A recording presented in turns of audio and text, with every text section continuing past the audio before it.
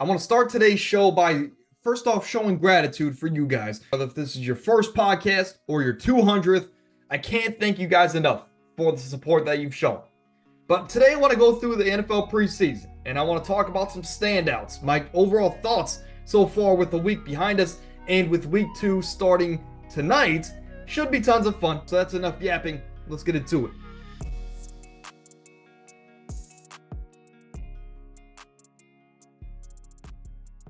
All right, starting off here with Brandon Aiyuk in this entire saga that I want to say started really a couple weeks after the Super Bowl. And that's when we started to hear rumors of, well, is he going to hold out? Well, then we knew he was going to hold out. He wanted a contract extension or he wanted to be traded. And then we saw the video with him and Jaden Daniels talking about teaming up there in Washington. And then all of a sudden, New England's in the mix. Cleveland is in the mix. And this whole time we knew deep down he kind of hinted at going to the Pittsburgh Steelers. So you have this very interesting dynamic with a multitude of teams, and all signs kind of pointed to Brandon Aiyuk's not going to be a 49er. We don't know where he's going, but we know he's not going to be in San Fran at the start of next season. But as we sit today, going into preseason week 2, it is very hard to imagine that he's wearing anything other than the red and gold to at least start next NFL season. But of course, throughout that journey, Washington eventually kind of seemingly just faded out of those conversations. Pittsburgh, of course, kind of always remained in the mix, but there was a time where, really just 2 weeks ago, it was the Browns and the Patriots. There was reports from 49er beat writers that said that the 49ers accepted deals from both the Browns and the New England Patriots. It was all depending on where Brandon Aiyuk wanted to go. They accepted those deals, but Brandon Aiyuk had the final say, and he straight out came out and said, I don't want to go to Cleveland. So that deal was kind of out of the window, even though that for the 49ers, they were going to be getting Amari Cooper. Of course, I believe Greg Newsome and some draft capital as well. So for the 49ers, I understand why you accept that deal. But Brandon Aiyuk said, really, F Cleveland. As a Browns fan, that hurts, right? But if you don't want to be here, we're not going to force you to be here. For Brandon Aiyuk, though, the Browns were out of the mix. The Commanders kind of faded out of the mix as well. And then New England, they kind of just pulled away their offer. They said, we're no longer interested. It seems like the trade capital is way too high, and we're having second thoughts on the accepted deal. So New England, Cleveland, and Washington are out of this mix. And as we sit today, it's really now Pittsburgh, which he's kind of hinted at the whole entire time, or the San Francisco 49ers, which seemingly he doesn't want to play for because of the disrespect with his contract situation. Now, Pittsburgh, if that is the situation going forward, as of right now, I'll say he's not traded. But of course, when this is posted, I'm sure he will be. But Brandon Aiyuk to Pittsburgh would set up a very interesting offense. You have a proven winner, a Super Bowl winner, and arguably a Hall of Fame quarterback in Russell Wilson leading the charge there in Pittsburgh. Surrounding that, you would now have Brandon Aiyuk as your lead wide receiver. You'd have George Pickens, who's on his way to superstardom at the position. And then in the running back room, you have Najee Harris, Jaylen Warren, a top 3 running back room in the league. Arguably top 2. I wouldn't put it above Detroit's, but different conversation for a different day. But talented running back room. You have an improved offensive line, and then you still have Pat Freiermuth holding down the tight end position with that talented defense and incredible coaching staff. Pittsburgh, I think, would no doubt be looked at as a playoff team at that point, but a team that might be able to win a game or two in the postseason with a Brandon Aiyuk addition. Of course, it would depend also on what they would have to give up if that's the case. But again, I want to do a full circle here. As we sit now, it is incredibly hard to believe that in week 2 of preseason, he would get traded, have to learn a new playbook, have to get on-field chemistry and off-the-field chemistry with his new quarterback, offensive coordinator, head coach in such a quick span of time. It's hard to believe that if he does get traded from now until the start of the year, he's going to be very effective going into next season. So for fantasy players, that's something we got to look out for, right? But that is more so of the reason I believe he's going to return to San Fran. He's going to play one more year, and he's either going to get a big contract from them, again, after coming out next year and probably saying, I'm going to prove I'm the best receiver on the team, or he's going to go to another team and get even more money and probably become the highest paid wide receiver ever. As crazy as that might sound, we know Brandon Aiyuk is not in the same conversations as Justin Jefferson and Tyreek Hill, but that's just the wide receiver market. He wants to be paid at that level. And if he has one more season like he did last year, he's going to get paid to that level, whether by San Fran or another ball club. But Brandon Aiyuk, it hurts. You don't want to become a Cleveland Brown because we would welcome you with open arms. Another receiver, and really just another franchise that's going through contract negotiations and debacles, is the Dallas Cowboys. I mean, Jerry Jones, man. I understand that you're old, right? You're a bit stubborn. But if your goal is to see a championship before your time is up here on this earth, why are you not taking advantage of a great core of players that you have? Pay the men, pay the Micah Parsons of the world, pay the Ceedee Lambs, the Dak Prescotts of the world. I understand Dak Prescott is not Patrick Mahomes, right? But there's only one Patrick Mahomes, and he's not coming near your team. So pay your top 10 level quarterback in Dak Prescott, because it's not his fault, for the most part, that you're not winning these big games in the playoffs. He, just like Josh Allen, have defenses that historically have struggled in the postseason. And I'm not a Dak supporter. I'm not a Dak or hater, right? But I do have common sense. And the common sense is this: the defense has never showed up in the postseason in the Dak Prescott era, at least outside of his rookie season. So you have a quarterback that is playing at an elite level, but you're just treating him like a Sam Darnold. You're treating him like a Gardner Minshew. Doesn't make a lot of sense why you're not paying your star quarterback.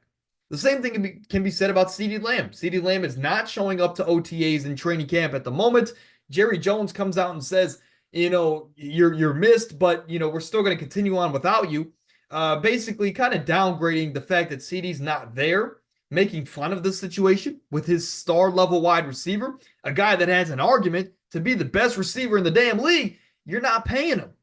It doesn't make a lot of sense, does it? But Ceedee Lamb, of course, as of right now, is still holding out at the point of this recording. I hope he gets money, whether if it's with Dallas. I mean, if it's not with Dallas, we know he's going to get paid. So something to look out for. But Ceedee Lamb, Micah Parsons, Dallas has a lot on their plate here. Zach Martin is another franchise cornerstone that has been there for, it seems like, 20 years. He hasn't been paid yet either. Something is wrong with Jerry Jones, and if this is a guy that is expecting the same exact team as last year to come back into this year and to be, kind of frustrated with their situations, but to play better, Jerry Jones, I think he's been around the game longer to understand that hopefully these guys can get their money because they deserve it. I hope one or two injuries don't hold them back from getting the money we all know that those Dallas Cowboy players deserve. Another thing that we've seen here in the early preseason, in the early going, of course, if you watch the UFL, we've seen this as well, and of course in other leagues, in that span of time, the new kickoff rule. Of course, now the kicker is by his lonesome, all the way on his side of the field, and now he has to kick it into this landing zone, which you see on your screen. Now, the interesting thing, I just thought that with this new rule, it was simply to avoid injuries, right? Avoid the Johnny Knox injuries of the world. Some of those other talent, like Josh Cribbs, had a pretty nasty hit in multiple concussions throughout his time as a returner. But in the grand scheme of things, we didn't see a lot of terrible, at least not a big stretch. Let me say this. We didn't see a laundry list of injuries because of kickoff returns. It was more so because of the actual offensive plays, right? But what's interesting about this kickoff format is I just thought that the kicker, if he could just boot it into the end zone every single time, that it was just going to be a normal touchback, and this was just a way to completely avoid contact on the field. But the thing that I really like about this is that if you don't land in the landing zone, and if you kick this ball into the end zone, the team, instead of the 20 or the 25, starts with the ball at the 30, I love that little touch onto this new rule because it really forces the kickers to put the ball in play. And for us football fans, we're going to get more kickoff returns, I think, than ever, unless teams and coaches just say, whatever, it's an extra 5 yards from what they had it last year. We're going to go out there and play defense at the 30. I could see that happening, but I think look out for it. We see some coaches experimenting with their kickoff teams, and we see other coaches like Mike McCarthy, for example, that are just kicking it out the end zone every time and saying we're going to play defense at the 30. But I think the first month or so of the season is really going to determine how the rest of the season plays out as far as what teams like to do as far as their approach here with this new kickoff format. But I think it's different. It's fun. Is it gonna rekindle the same magic as the traditional kickoff that we saw 15 years ago or even 10 years ago? No, right? But I think it's definitely it's a fun way to, I guess, keep the players safe going forward is what I'm getting at here. So we'll have to see exactly how many returns and what can come from this going forward. But I like the addition so far. Not better than what we had, but again, it's always always can be worse here if I can talk here. But sleeping commanders. I want to ask you guys this question in the comments, so let me know what your thoughts are about this young team.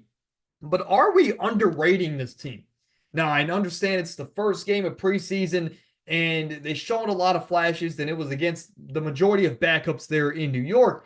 But are we underrating this team? Because Jaden Daniels, we had questions. One, is he going to be able to adapt quick enough? I mean, originally we had questions. Is he going to be the day one starter with the addition of Marcus Mariota? But Jaden Daniels won that battle. He's going to be the day one starter in this offense, especially after that preseason showing. But in that game, we didn't know if he was going to be accurate enough, and we didn't know how comfortable he would be. But he just commanded that offense, no pun intended. He was very comfortable. And in this Cliff Kingsbury scheme, where it's very similar to how LSU played, a very spread out, attack the ball down the field style of offense, give Jaden Daniels the freedom to just be himself and to make those simple reads with the spaced out defense. Sometimes it's got to be quick if the defense decides to bring pressure. But that's also if you have a great quarterback. The 5 wide spaced out kind of a scheme is so hard to guard unless you have great man-on-man defenders. But Jaden Daniels looked very good in that first preseason outing. Guys that were kind of under the radar, guys like Ben Sinnott, of course, their Swiss Army knife out of Kansas State. He was in the slot, playing tight end for them. Something and someone to look out for not only the fantasy football world, but also the NFL world going into this year. He could be sliding under the radar. But of course, we saw a 50-50 backfield split between Austin Ekeler and Brian Robinson. There was questions on, is Austin Ekeler just going to be the receiving back? We've seen both. Brian Robinson in the passing game. We've seen him in the rushing game and vice versa. This is an offense where Terry McLaurin wasn't playing, but Jahan Dotson had a good connection with, of course, Jaden Daniels. This is an offense I think that's going to be fun. The defense even better, led by John Allen. You brought in, of course, you still have Daron Payne, of course. You brought in Johnny Newton, another defensive tackle, which I can't believe I'm just now thinking about it. But this is a team that has 3 dominant defensive tackles, something we got to watch out for. But I think they had a great draft. I think they now have their quarterback of the future. I'm not a big fan of Cliff Kingsbury, but I think his scheme fits the quarterback in Jaden Daniels and how he likes to operate. So I just want to ask you guys the question.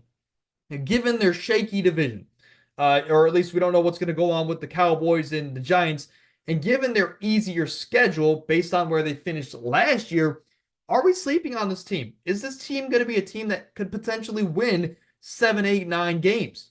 I want to pose that question to you guys.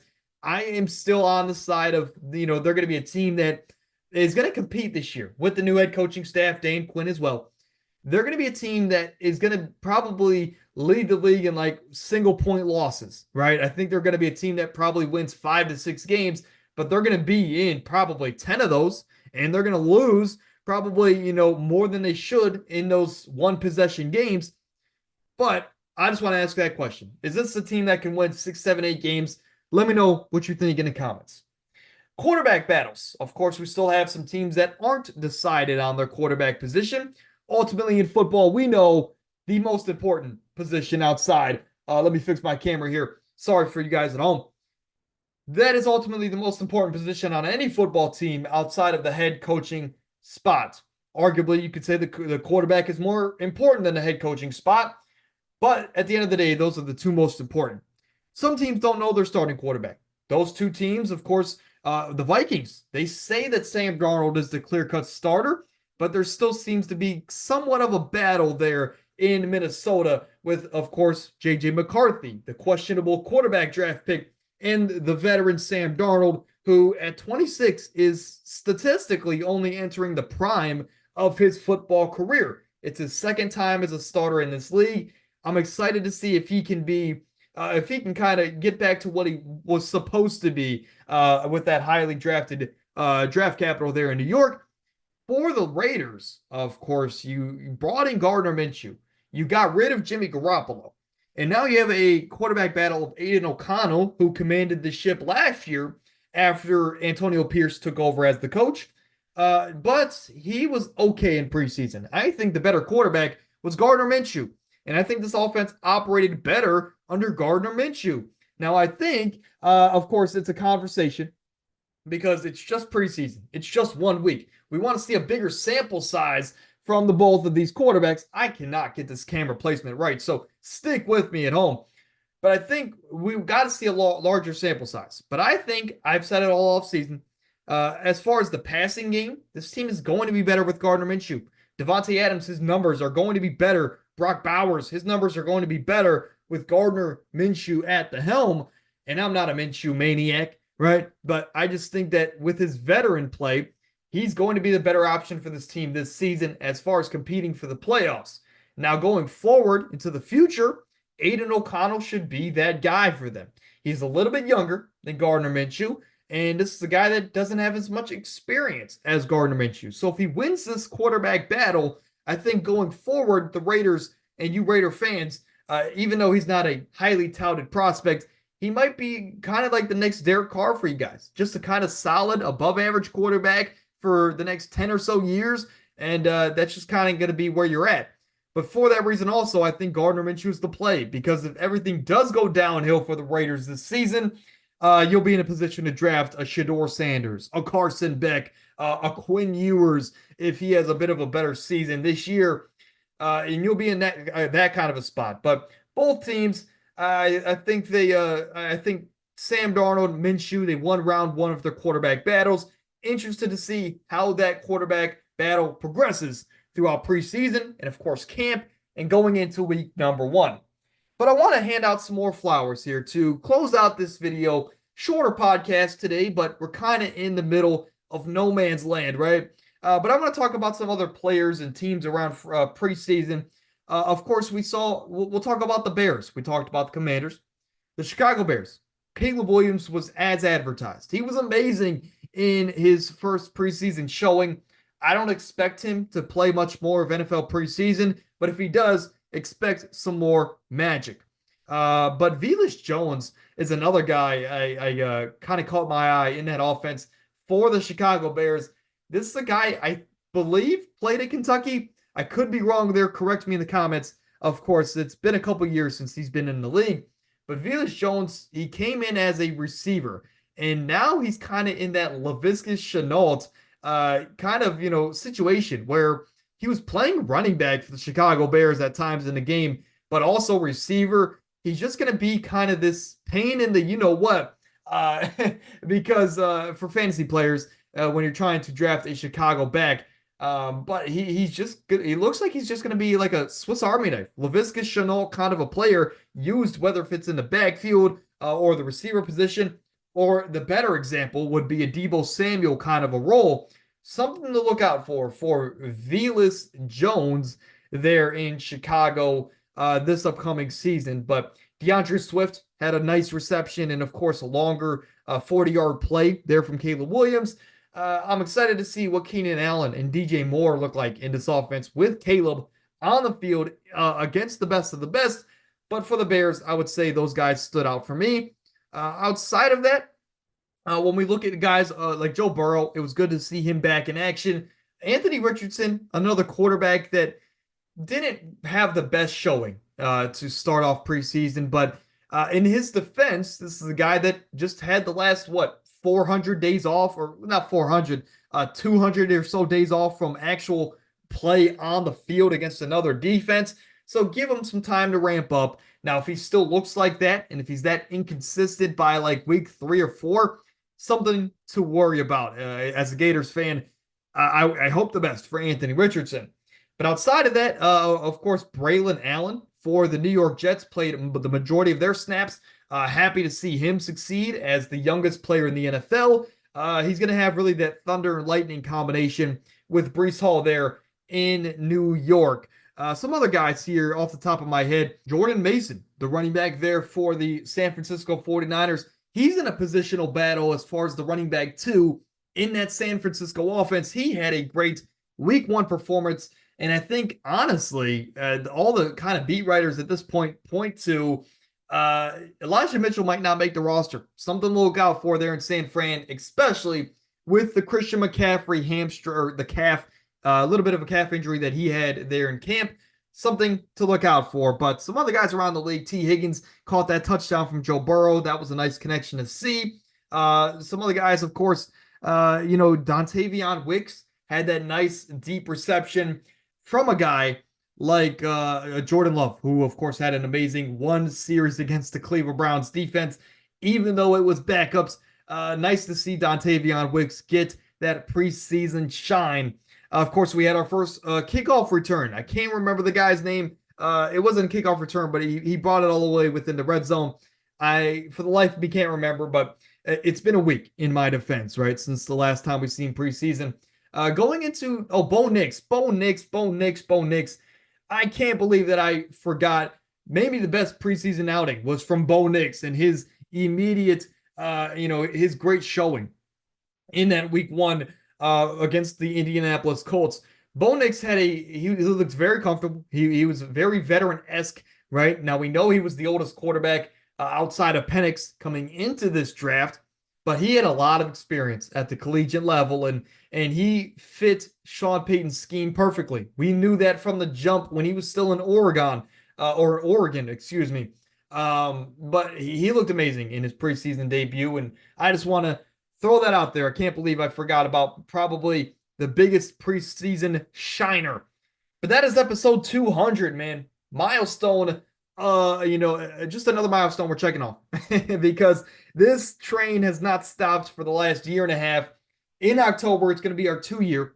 Of course, we release 2 podcasts a week. We have 2 fantasy football videos a week. That has been the same since the beginning of this channel, and I don't see that stopping anytime soon. So, fantasy football Monday, Wednesday, podcast Tuesdays, Thursdays. If you're interested, drop a like, subscribe to the channel, and stop back, of course, sometime next week. But week 2 of preseason kicks off tonight. Should be tons of fun. And of course, we're ramping up to the NFL season. Just a few weeks away. Next week, we're going to have some award predictions. The following week, we're going to be talking about our record and playoff predictions when Amir rejoins the show. But until then, stay happy, stay healthy. All glory to God. I'll see you guys next week.